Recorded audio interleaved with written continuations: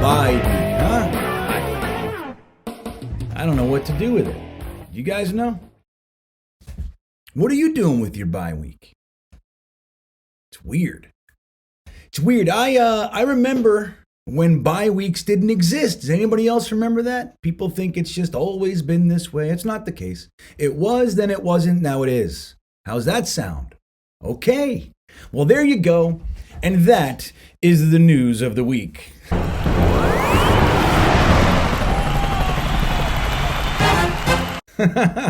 What's up, everybody? This is Green Bean. Welcome to episode 92 of GreenBean's Jets Pod. I am relaxed. The great thing about a bye week and episode 92 is that we can't lose.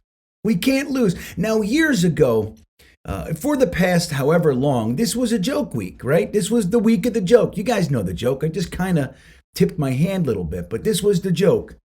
I would get calls from my family and friends, some friends. They would say things like, hey, good news. Like what? Like, hey, at least the Jets won't lose this week. Every year I get these stupid calls. So we don't get that this year. But now it's the same thing, but for much, much better reasons, right? The New York Jets, as we know, are 6-3, resting our team during this bye week when the other teams around are struggling and kicking and clawing to either climb out of the hole or keep it going or bounce back, whatever it might be. The Jets right now are nursing bumps, bruises, sprains, twists, things of that nature. And it's a good time for the bye week this year. Last year we had the bye week like week 5, week 4. Whatever the hell it was, it did nothing, right? And Saleh said, realist. He says, oh, well, bad teams get the bye week early. They save the later bye weeks for teams that have a shot. So the fact that the Jets have the bye week now, kind of in the middle of it all, right, is, I don't know, it's interesting because the NFL gave us this really, really difficult schedule. Maybe they knew something we didn't. I don't know, but it looked like this schedule was, oh my God, I mean, the AFC North, then you had the Bills and the Pats and the Dolphins of the AFC East, and they just shoehorned the Packers and the Broncos, and it was like, oh my God, how are we supposed to get through this? Now, we did get through it, and they gave us a bye week now, which is perfect, like dead smack in the middle of it all, right? 9 games done, 8 games to go, bye week in the middle. I like it. Well, there is no middle anymore, right? We know that. Odd numbers are odd. That's why they're called odd. That's what I think. Thank you. I'll be here all week. So, guys, it's really nice to talk with you under such circumstances. And today's show will be a little bit different, right? Because we don't have a game to talk about. And we don't really have like all the stress and tension and all that stuff. So we're going to take a look at, let's take a minute, take a step back and take a look at some stuff, huh? Today's show is going to be about the biggest surprises, both offense and defense, on the 2022 New York Jets.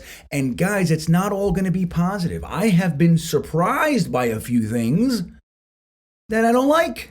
How's that grab you? Now, again, like we've said for the past few weeks, it's tough to complain when you're winning. And I certainly am not one to do so. But that doesn't mean that you still can't constructively look at other things. Like, there's all these weird opinions out there right now. Like, either you're this or you're that. I don't agree with that one bit. I'm neither of those things. So that idea is just non-existent to me. Remember, Obi-Wan Kenobi said it best. Only a Sith deals in absolutes. And I agree, Obi-Wan. Thank you. I agree with Obi-Wan Kenobi. So I don't buy into this, you're either this or you're that. And I don't buy into the idea that if you suck, you can't like some things. And if you're good, you can't dislike something. I don't buy it. I just don't buy into that, and I don't care. I feel how I feel, and I like and think how I like and think. And that is what it is. Now, the good news about a guy like myself is that I also still consider others' opinions and ideas. My mind changes all the time. Imagine that. Like, there's not an idea that I made up, 6 months ago that I've gotten plenty of data that contradicts or opposes my original thought. and I'm still holding the original thought because it's mine. Like, I don't do that. Not all the time. I do it, but I'm working on it. You know, I like to listen to others' opinions. That's what we're doing here, in my opinion, right? What are we doing? We're here to talk about stuff. It is not a prerequisite. Oh, good. Sorry. It's not required that someone agree with me, right? And I hope I'm not required to agree with you, because this is how we learn. That's how we learn. So we're going to get into some stuff today. We'll get into it, and we'll see where it goes, you know. But before that, we have a few things like our player profile, episode 92. We're going to dig into episode 92, and it's another one where we don't have a number 92 on the team. So it's interesting. I had a few choices. Let's see who we dig into. Before I do, I'd like to take a brief moment and remind you of just a few short things. One is, if you'd be so kind, it's so important for YouTubers like myself, if you just click that little thumbs up button. It means the world. YouTube responds to it, and it helps the channel more than you'd think, quite frankly. It's really an amazing thing. The other thing is, if you haven't subscribed to the channel, we now have a goal. My 2 years on YouTube ends on December 31st. So December 31st is my 2-year anniversary on YouTube. I'm trying to make a push to get to 10,000 subs by that time. You know what's funny? My original plan was 2,500, or I think it was 1,500 the first year, and then I wanted to get to 5,000 the second year. So we're exceeding that. I couldn't be happier. I couldn't be more grateful. So now we want to see if we can get to that 10,000 subscriber mark by December 31st. As we get closer, we'll start giving stuff away, and we'll blow horns and throw confetti, and we'll do all this stuff if we get close, right? So if you haven't subscribed, now's a great time to do so, and it's appreciated. It's the only way the channel can grow. That's it. If we don't get subscribers and likes, YouTube does not care about us. Now, guys, if you'd like additional content, things like classic game watch parties, things like post-game Zoom rooms where we get together and we either commiserate or we celebrate. Lately, we've been doing a lot of celebrating. You can do that by joining the Beanbaggers, our private exclusive group, by clicking the link in the description of this very video. Guys, it's growing, and I couldn't be happier with the people that are in there. It's a blast, man. We talk almost every day. They have access to me. It's just a cool thing. If you're interested in that, come on in, click the link in the description, and you can join up, and I appreciate it. It helps me more than you think. Let me tell you that. More than you'd think it would. So guys, with that all said, let's move into the player profile of the week. Who did I choose? Did I choose Leo Williams? Maybe I did. 6th overall pick. Mike McCagnon's first ever draft pick. Made it to the Pro Bowl as an alternate his rookie year. Now he's over at the Giants, though. Joe Douglas traded him. Got himself a 3rd and a 5th. Leo had a great season his contract year, double-digit sacks, and got himself $21 million per season, and then kind of said, you know what? I'm good. I don't know. I haven't kept up with him, but he's a good player. The thing with Leo is that he was always healthy, always played hard, and that's the thing. You know, you got to love a player like that. Leo was a good Jet, but he's not a Jet anymore. And I did not choose, even though I kind of just did a little bit, but I chose to dig deeper into a guy that we've largely forgotten about. We've just put him aside. And the reason we put him aside is kind of legit. It's kind of legit. Not enough to really do it. We should have calmed down by now and welcomed him back. But we kind of just said, nah, you want to do that? You're out. You're out of the club. And his name is Shaun Ellis. Shaun Ellis wore the number 92 for the New York Jets for 11 straight seasons. Now, Shaun Ellis was our first of the big 4. Remember, we had the 4 first-round draft picks, the Parcells, Al Groh. We traded Keyshawn, got 2 first. Bill Belichick left us at the altar, so we got a first out of that. And then we had our own first. Shaun Ellis was the first guy we took out of the bunch. Pick number 12, defensive end, Shaun Ellis. Shaun Ellis, again, played with us for 11 seasons. Now, what did he look like for those 11 seasons? 11 seasons is 184 games. And you want to know why it's 184? Because Sean Ellis played 7 16-game seasons in those 11 years. 3 of the other seasons were 15. So he only missed 1 game 3 seasons and no games 7 seasons. He had 2 seasons where it was under 15 games that he played for us, and one was 13 and one was 14. So the guy was with us. He was on the field for 11 years. And it's interesting because at that time, like during his tenure, we had like the Brickashaw Ferguson come and Mangold come. And there was a time where we largely had this healthy group of guys that were just on the field for us all the time. Sean Ellis was one of those guys. His stats look like this. This guy in 11 seasons had 588 tackles. 411 of them were solo tackles. We watched Sean Ellis for 11 years make 411 tackles all by himself. All by himself. Just him and the ball carrier, no chance. Sean Ellis is there, and he took care of him. He also had 83 tackles for a loss, 72 and a half sacks, plus he created 13 forced fumbles. This guy was a force to be reckoned with. And it's such an interesting thing with Sean Ellis because he was never considered like the best. He just never was. He was the epitome of solid. Had a few multiple sack seasons, 10, and then he had some 8s and things like that. But he was never like the best. He was just always very, very good. Now he had his peaks where he had his, more impact than others, but Sean Ellis was a dependable guy that we loved. Well, Sean Ellis, in his last little run with the New York Jets, in the playoffs of 2010, in the last game that the Jets won that was really important to the Jets, they call it the second most important victory in Jets history. There's Super Bowl III, and then there's this one. Now, I don't know if that's necessarily the case, but it's up there. When we went to Foxborough to play the New England Patriots, the last time we played them, they killed us like 43-3, something like 45-3. Sean Ellis in that game had 2 sacks, really 3 sacks, but one he got to throw it away or something along those lines. They didn't call it a sack. 3 sacks, I'm calling it. 3 tackles for a loss, plus he had 5 other tackles. The guy was an absolute demon. Then we played in Pittsburgh. We lost. He didn't have any sacks, but he had like another 2 tackles for a loss, 5 tackles, something along those. So the last little burst of time for Sean Ellis, the last time he played Tom Brady, he had 3 sacks, 3 tackles for a loss, 5 tackles. The guy was out of control. He took over the game. What did the Jets do? We let him go. We didn't, actually, what we did? We offered him vet minimum, and that was insulting. But Jets fans don't look at it through that lens. And I know this because I am one, and I've talked to so many about Sean Ellis over the years.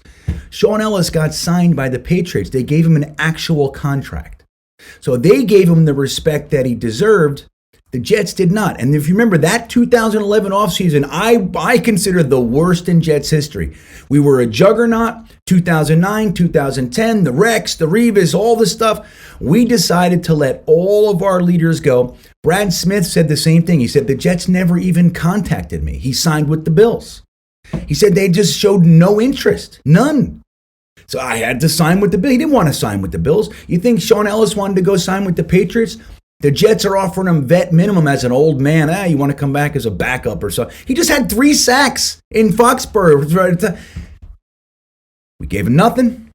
The Patriots offered him, I think, this is a long time ago, but I think it was like a $3 million a year contract, so it was still a legitimate contract, and the Jets offered him nothing. He went up to New England. He played in the Super Bowl. They lost that year to the Giants, so he didn't get a ring like somebody else I could name right now.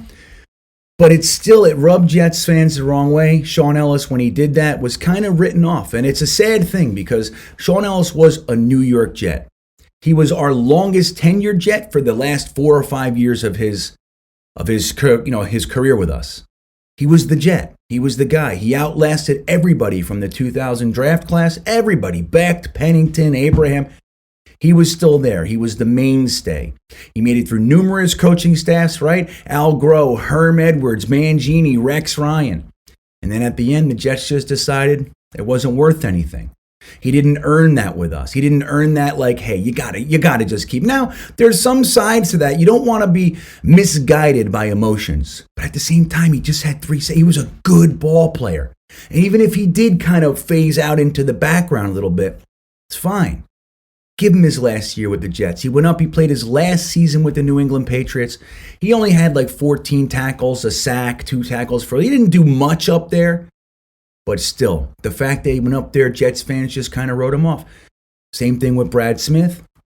Jericho Cotchery left that year. Bray, right? We let them all go. We let the whole team go. We kept Santonio Holmes. We brought in Plaxico Burress and Derek Mason, and it was over. The dream was dead. What do you think, Jet fans? Shouldn't he be back? He was 11 seasons as a Jet. He's a Jet. Number 92, the player profile for episode 92 of GreenBean's Jets Pod, Mr. Sean Ellis. Come on back to us, Sean Ellis. I'm out here. I'm saying it. We want you back. I'm ready like this. I'm ready with open arms, Mr. Sean Ellis. Come back. I love you. There it is.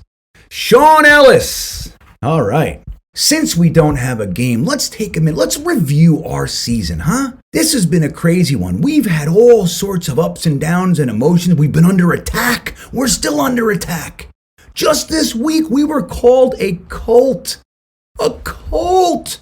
I don't know who the leader is. I haven't been to a cult meeting in a long time. But guys, we have been under attack for years, and it doesn't stop. Just because we won 6 games when they were predicting either none or max 3 this first half of the season, just because we outdid that, doubled it, beat the Vegas over-under already in the first half of the season, it doesn't matter. We're still under attack. So this season, what we're watching, what we're seeing is kind of nuts. We're kind of outdoing even our greatest expectations, the most positive among us. I don't think many of them landed on 6 straight. Now, we got the coin flip guy. He nailed it, right? But outside of him, who's thinking 6 and 3? So we have a lot to dig into. And the truth is a lot of stuff surprised me. Now, maybe it didn't surprise you, but we're going to talk about a few of these things. I'll start with the offense. Let's go into the biggest surprises this year from the offensive perspective. Well, number 1, I'd like to say Breece Hall. Now, it's a shame, man. Isn't it a shame? But I still want to honor this guy. For the first half of the season, Breece Hall, who had a rough start, man. Let's not forget that. He had a couple drop passes. He had a fumble or 2. The guy had a rough go, but he just kept going, and the team kept trusting him. And thank goodness that they did. In my opinion, we have potentially the best running back that we've had in green and white since Curtis. And now, look, I loved Chris Ivory. Right? I loved Chris Ivory. I liked the idea of Matt Forte. Right? And obviously I love Michael Carter.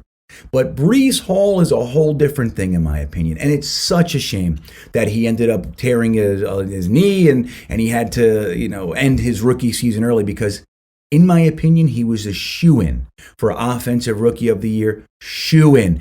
Think about this. Breece Hall, in the first 7 games that he played, he had 80 rushes for 463 yards, a 5.8 yard average with 4 touchdowns. Now, he's also credited from Next Gen Stats with having the second fastest run from a running back all season, 21.87 miles per hour. That was on his last run, the 62-yard touchdown.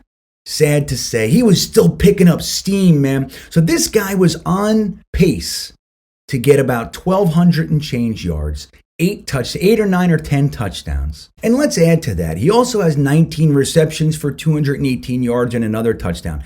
The guy was going to win Offensive Rookie of the Year. And don't forget, we were laughed at by PFF. Oh my God, the Jets prove again how stupid they are. Breece Hall, No! running back. Holy shit! No way! Man! Is anyone laughing? Now, the guy tore his knee, so it is what it is.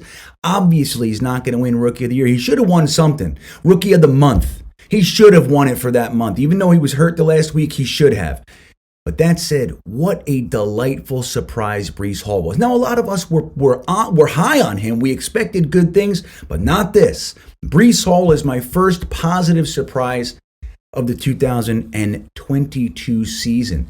Let's just dive over to another rookie, huh? What about this Garrett Wilson guy?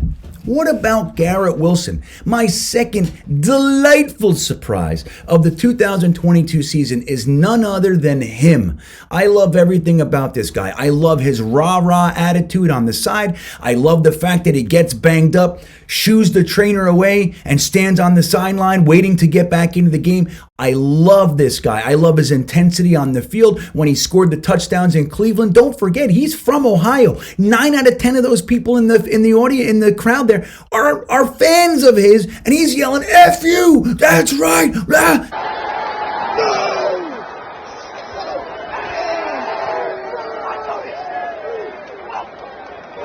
He's intense, man. They are now the opposition. They are the enemy. You're here rooting against me. Screw you. I just jammed it in your throat, and we're going to win. And that is that. And I love him. Garrett Wilson, he was even an afterthought week 1. Remember who we were using over him? A guy who's not even a Jet anymore. Just had a touchdown for the Giants. So that's nice for him.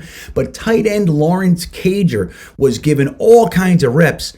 Garrett Wilson, in his first ever catch, made 4 people look like idiots and almost got a first down on like a 3rd and 19 or whatever it was. You knew right away, this guy's different. This guy just might be the best wide receiver we've had here in a long time. Since who? Tune? I mean, you could say Santonio Holmes for a minute, right? You could say Brandon Marshall for a minute. But our own guy? Who? I mean, Santana Moss was here for a few minutes, right? Lavernius Coles, loved me some Lavernius Coles, but I don't think even Coles with his magical moments was showing this. So Garrett Wilson, man, came right out of the gate and said, no, you need me on the field. Game 2, he took it over. Now look at what he's doing so far. He's got 42 receptions for 521 yards for a 12.4 yard per reception average, right? His long is 54 yards, and he also has 15 first downs. Those are the important catches. You know, like I always talk about that. There are stat compilers. There are guys that just, you look at him and go, oh, he must be great. Like you look at the box score at the end of a game or at the end of the season, you go, oh, yeah, he's clearly the best. Not all stats are the same. That's why I like these refining tools with a lot of these stats. They look at the situations, you know? They look at exactly what's going on. When did you get your stats? Are you getting sacks, you know, first down, first quarter, you know, first 3 minutes of the game? It's not that that's not important. But if you're getting a sack on 4th and 2 in the 4th quarter, that's a much bigger moment. Much bigger deal. And there are guys that show up when you need them to, and there are guys that are just good ball players, right? Now, a guy I always talk about is Quinnen Williams, and we'll talk about him later. He knows how to come up big exactly when you need him to. Garrett Wilson, look at how 15 first downs in the first 7 games. He's reliable. Now, he had those drops. He's had his moments too. He's a rookie. But you can already see it. He's on pace for about 80 receptions and over 1,000 yards receiving. We haven't seen this in a while, guys, especially not from a young guy who's ours. Yeah, we brought over some guys, Decker, and I love them. They're great. I'm taking nothing away, but you know the difference. This guy's young. He's in his first season, and he's coming out of the box, letting everybody know, I am the man, and I love him, and I couldn't be more surprised. I love Garrett Wilson. He's my second surprise of the season, and just to remind you, in the biggest game of the year against the Buffalo Bills, division rival we were not supposed to beat, he had 8 receptions for 92 yards. Hello, talk about big time. That's big time. Now this one is another negative, okay? This one's another negative for the offense. And I don't think there's anybody out there that doesn't agree with me. Are you not surprised at the Elijah Moore turn? What happened here? Let me tell you, there were guys in my fantasy league. He was like a 4th round pick. There were guys thinking this guy's going to explode. This is the guy out of the Jets' weapons arsenal. Elijah Moore is going to He's going to pop right through and be the guy. I agreed.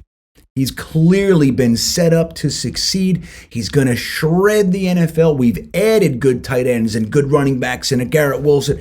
We are going to see an explosion from Elijah Moore.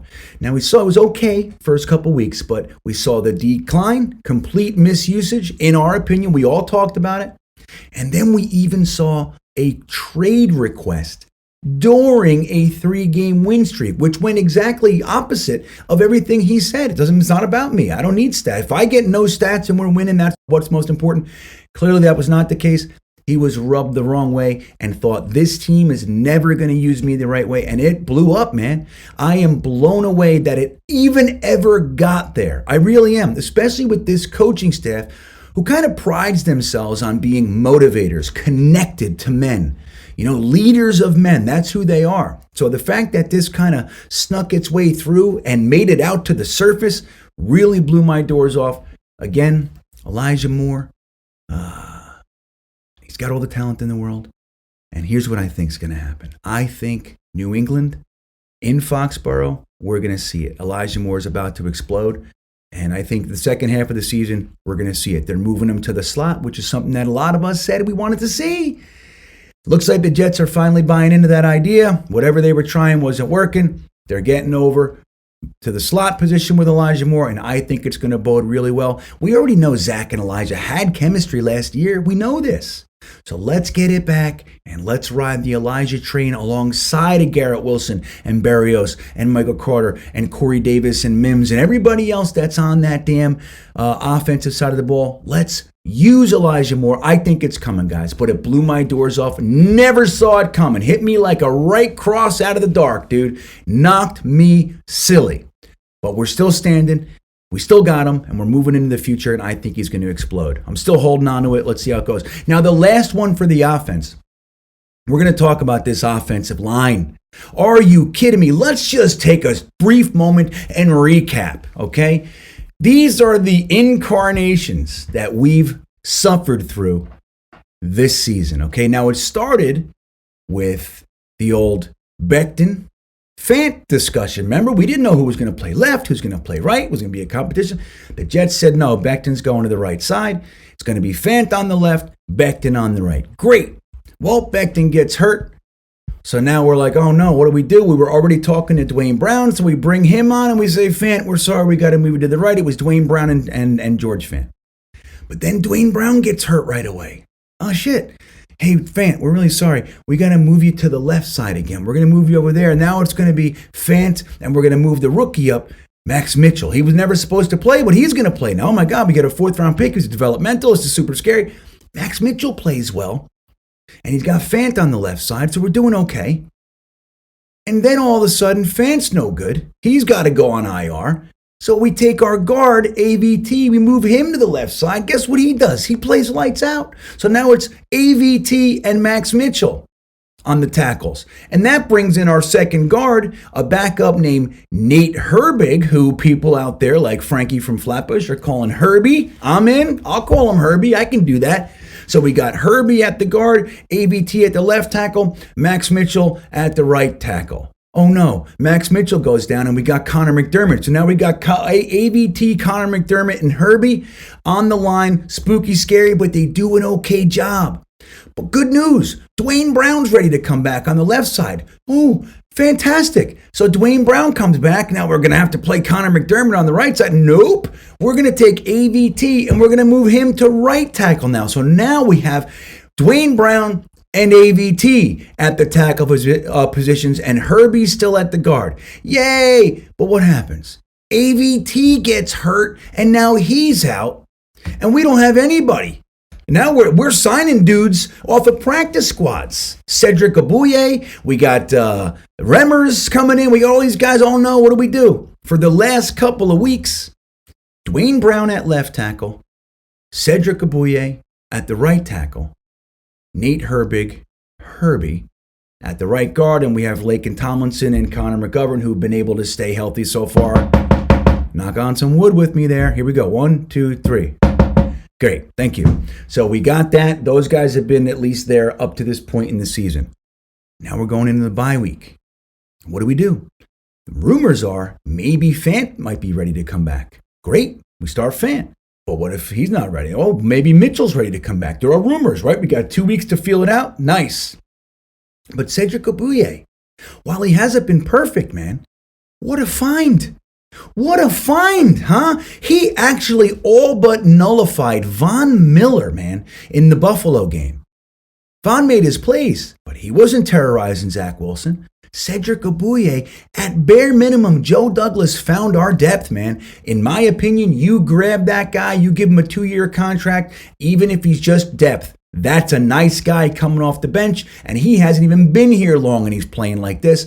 I think it's great. We're very fortunate. I would definitely like to see Fant or Mitchell come back in. I don't want to play this hand for too long. But so far, so good. And that credit goes to our offensive line coach. And you got to give it to Mike LaFleur as well. What they've been able to do with all of that change. And guys, that's only in the first 9 games that all that happened. We don't even know what the hell's going to happen the rest of the year. This is why, guys, when you hear teams saying, oh, we have injuries. Dude, shut up.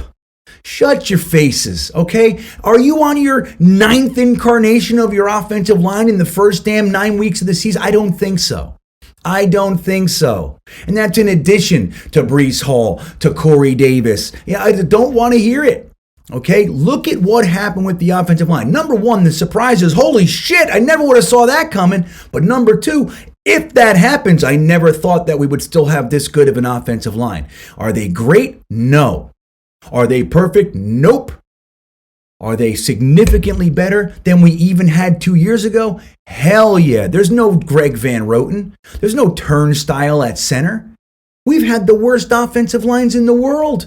Number 32, 31, 32. That's what we've been the last 4 or 5 years. All the way back to Sam Darnold coming in. Worst offensive lines in the league, if not bottom 3. Look at all this change, all this upheaval and turnover.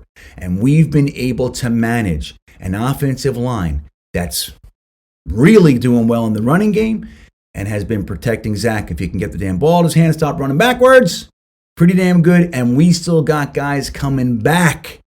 I applaud John Benton. I'm blown away by the scenarios themselves, but how well the New York Jets staff and the players have handled it. And that will wrap up the offensive surprise. Wow.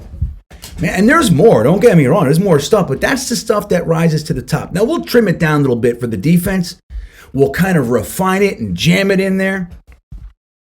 But boy, oh boy, am I surprised with this defense, okay? Now, last year, we had the 32nd ranked defense. 32nd, not 30th. Not like among the worst. 27, shit, that sucks. We have 27, 32. 32. Now, good news is Joe Douglas went out there and just influxed, man, with draft picks, with DJ Reeds, with Jordan Whiteheads, with Quan Alexanders, with Solomon Thomases. We got all these guys in here. And the defense comes out week 1, doesn't look all that good. We're able to keep Lamar Jackson penned in, so it's good. But the pass rush is disappointing. First 3 weeks, not really what we wanted to see. Cleveland was able to move the ball almost at will on us, right? We couldn't get off the field. First half of the Bengals game, it's a train wreck. And then Quinnen goes and yells at the defensive line coach, Mr. Whitecotton. Everything changes. Everything changes. This defense overall is amazing. I mean, it's amazing. PFF is rating this now. And PFF is what it is, but there's still a rating and statistical organization. They're saying the New York Jets have the number 1 defense in the NFL. Now, there's all kinds of stats you can use to support one side or the other. I'll leave all that aside. All I know is that this defense is damn good, man. Much, much better than I even thought they could be. Number 1, if not number 5. When you look at them, sacks are 6th, tied for 6th. I mean, it's all kinds of stuff. We have a turnover in every game, at least one. It's crazy what we're seeing. So I'm blown away with the defense overall. Overall, tied for 6th in sacks, number 1. It's insane. And this defense is young, and they're going to still get better. This defense hasn't even played with each other all that long. So let's take a look at some of the aspects of this defense that could be surprising me. How How about our cornerbacks? How about that? How about it's very realistic that we have the number one cornerback trio in the entire NFL. Can you believe it? We have a rookie. We have a free agent considered small, right? Seattle didn't even want to re-sign him. We bring him over here, and then we have a 6th-round pick in Michael Carter II from the 2021 draft class, wrapped up in a nice number one cornerback trio in the NFL. Now, there's arguments for some others. That is all well and good. They're among the elites. Sauce Gardner, in particular, is widely considered, if this continues, if he just stays on par with what he's been doing, he's a shoo-in for Defensive Rookie of the Year. Now, we would have been the first team since the 2015, maybe 2017 Saints, with Alvin Kamara and Lattimore to win both Offensive and Defensive Rookie of the Year. That won't happen with Breece Hall. Maybe Garrett Wilson. I mean, who knows? He's definitely a candidate. But Sauce Gardner, again, if he just continues the way he's going now, he's absolutely capable of winning the Defensive Rookie of the Year, and should, quite frankly. The PFF gives him an 86.1 overall score, and his stats look like this. The first 9 games, he has 44 tackles, 13 passes defensed. 13 passes defensed in the first 9 games. Plus, he has 2 interceptions on top of that. And again, like I'm talking about with other players, Sauce Gardner knows how to come up big when you need him. Was there a bigger play than the last play to Gabriel Davis from Josh Allen in the Buffalo game? Was there a bigger play? Look what he did. And now Buffalo crying, pass interference, blah, blah, blah, blah. It wasn't pass interference. It was clean. If there was pass interference on that play, it was from the offense. Look at this is a rookie, what he's doing. Blowing my doors off. Even though we knew he was good, I don't know. I find it hard to believe anybody really thought he would come out of the gate and do this. So Sauce Gardner, even though I'm talking about the defense and then the cornerbacks as a group, Sauce Gardner way up top, blowing my doors off. One of the best rookies I've ever seen, honestly. But let's talk about DJ Reed. DJ Reed has himself 42 tackles as well. 7 passes defense. That's nothing to shy. I mean, dude, 7 passes defense. This is crazy. In total, he got 13 and says 20 passes defense, 20 receptions that didn't happen because of these 2 guys. He's got himself another interception, and PFF gave him a 77 overall grade. Now, again, PFF with a grain of salt, but they're doing it, so we talk about it, right? So 86 and 77. And again, Michael Carter II, one of the best slot corners in the entire NFL. It would have had that pick 6 too, so he would have had 2 interceptions. He does retain the 1. The pick 6 was pretty damn big, though, I got to say, and that would have been nice for our defense. But now let's move into the defensive line. Now, again, they started disappointing. Why? Because we were all yelling and screaming about the defensive line. This is going to be a sack exchange 2.0. And they came out, and it took them a minute. Carl Lawson was disappointing. Quinnen Williams didn't do anything in the first week. And then all of a sudden, slowly but surely, Quinnen Williams has a big old screaming match on the sideline with his defensive line coach. And then everything changes. We're getting almost as much pressure as any other team, if not more than any other team in the NFL, with 4 guys. We're blitzing 2-3 times a game. Just a little something, shake it up. Our 4 down linemen, in whatever incarnation it is, are getting to the cornerback at a rate we have not seen here in a very long time. There's no exotic schemes to get pressure. It's just mano-a-mano. Our guys are beating your guys, and in some instances, making them look flat out silly. Quinnen Williams leads the pack. This is his contract year. He's been getting better every single year from when he's a rookie. If you look at it, it's just a nice, steady upward trajectory. He had 7 sacks last year. He's got 7 sacks now at the halfway point. He's on pace to get himself 14, which, by the way, was one of my bold takes early in the season before it started. I got laughed at for over a month on Twitter. They kept coming back. Hey, man, remember when you said 14 sacks? Remember? You know who you are, you bastards. Remember Quinnen Williams he had a slow start, didn't do anything week 1. You know what it was like on my end week 1? 5, 6, 10 DMs. Hey, buddy. How's your 14 looking now? Well, let me return the question to you. How's my 14 looking now? And it doesn't matter if he gets 14, 10, 26. It doesn't matter specifically. It's the impact that this guy has on our games. This young man who should be signed no matter what the cost. $22 million, it's $22 million. $19.7, it's $19.7. Whatever you got to give to realistically keep Quinnen Williams in a Jets uniform for 5 more years before you even think about what's next, you do it. Quinnen Williams should be a Jet for his entire career, in my opinion. He's a great guy, great team chemistry guy, great leader, super positive, comes out when negative things come. He comes out for the positive. He is fantastic. And guess what else he is? He's elite. He's leading defensive tackles in run stops. He's leading defensive tackles in just overall tackles. He's leading defensive tackles in solo tackles. And by the way, he's got 7 sacks on top of it all. Oh, did I mention he's got a friggin' blocked field goal this year in the first half? So let's take a look at what his specific stats actually are. He's got 33 overall tackles, 20 of which are solo. 6 of them are tackles behind the line of scrimmage, tackles for a loss. He's got 17 quarterback hits, 1 fumble recovery, 1 forced fumble, and again, he blocked a field goal. This guy is a man possessed. He's a man amongst boys in certain instances. He did the Tyreek Hill stiff arm to the ground. There's so much going on around Quinnen Williams this year. He is a dynamo. I love having him. Now, I knew, again, I said 14 sacks. Did I think it would really happen? Maybe not. But what my point was I believe this guy's trajectory is going to continue upward, and I believe he's going to be a leader on this team, and I'm still surprised with what I'm seeing from Quinnen Williams. I think this guy is still just getting started. He's young. He's 24.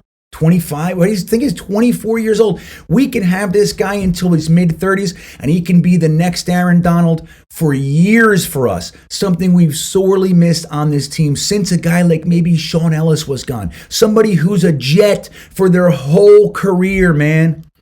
And maybe 1 year with the Patriots. We'll leave that aside, but that's what we're missing around here. The Mangolds, the Brickashaw Fergusons, the Sean Ellises, the Mo Lewises, the Kyle Cliftons. That's what we're missing. Quinnen Williams is that guy. And let's just spread it from Quinnen to the whole defensive line. Did I mention that we're tied for 6th overall in sacks? And we're not even blitzing. We're running 4 dudes. And we have a rotation that pissed us all off the whole first half of the season. Why is this guy playing so much? I'm part of that. I'm part of it. Isn't it time, week 9 bye week, that we say, hey, Jeff, Mr. Ulbricht, Mr. Defensive Coordinator, we're sorry, buddy. We're sorry. You know what I mean? We're sorry. We're sorry, Saleh. Receipts. Receipts. We're like, shut up with the receipts. Win a damn game already, you know? We're tired of the 32nd ranked defense. Okay. Maybe the rotation's good, because I'll tell you what. The fourth quarter shit that we're pulling, this dominating fourth quarter stuff, look what we just did to Buffalo in the fourth quarter. They had no shot. We owned the fourth quarter. That is a direct derivative of the rotation that we hated. Gonna say it. Gonna call it like it is. Now, I still think Quinnen should be playing maybe another 10%. I do. But man, oh man, is it working? We're sorry. Now, I can't speak for everybody, right? But I can certainly speak for the 8 or 9 guys that live in here. And we are sorry, Jeff Ulbricht, Robert Saleh, everybody else involved. We're digging it. This defensive line is blowing my doors off. I haven't seen anything like this defensive line since the Jeff Lageman, Marvin Washington, Scott Mercereau, Dennis Byrd line. Nothing like it. The last time we saw Quinnen Williams was Dennis Byrd. I mean, look, we had Chris Jenkins, right? But he was always injured. But if that guy stayed healthy, he would be one of the best defensive linemen that we've ever had. Without question. Couldn't stay healthy. It's a shame. It sucks. It's sad. I hate it. But the best guy that we've had interior before Quinn, I mean, who is it? I love DeVito and Puha. I love those guys. They weren't Quinnen. It had to be Dennis Byrd. Had to be. So Quinnen's the next guy. Dennis Byrd's second year, he had 13 sacks and he had 7 sacks pretty much every other. That's Quinnen. Okay? Quinnen's going to get his his double-digit sacks this year, and I think he'll nail 14, might even exceed it if he just keeps going. And I'm really excited about it, man. Our defensive line is stellar. Carl Lawson, even guys like, Sheldon Rankins, who's now injured, but, Solomon Thomas, Nathan Shepard. Okay, we'll leave him alone. Nathan had a really good game in Buffalo, man. I still think he's the weak link on the defensive line. But he's playing hard. He's the king of strain. Saleh and Ulbricht love him. It is what it is. He's playing well. You got Quinnen Williams. And we even have guys like Jermaine Johnson, JJ, and Bryce Huff coming out of nowhere, man. These guys are on fire. And don't forget about JFM. The defensive line is stacked. And I'm really surprised by just how good they are with the 4. I was psyched about it. But this good, and they're still going up. They're still gelling, man. It's a big surprise for me. The cornerbacks, now the linebackers are playing hard. They're playing good. I love C.J. Mosley.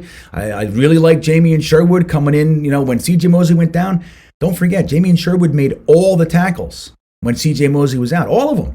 4 plays, he made 4 tackles. That's what he did. It's not bad for coming in off the bench, all right? But Quan Alexander, great pickup. Quincy Williams is come on, he's a train. He's a truck. So you got to love it, but it's the defensive line and it's the cornerbacks that blew my doors off. And boy, oh boy, am I digging it, because that's how you win football games. If we're going to have a quarterback that's erratic and just needs to be a manager, you better have a whole bunch of weapons and a defense that can keep you in it. And we have that. We have it. This team is built the right way. I'm loving it. And I just love the first half of this season. 6-3, guys. Come on. I'm telling you, it's been a long time since we've had so much fun. And I couldn't be more excited about it. I can't wait for the second half of the season. I hope you're as excited as I am, guys. This is going to be great.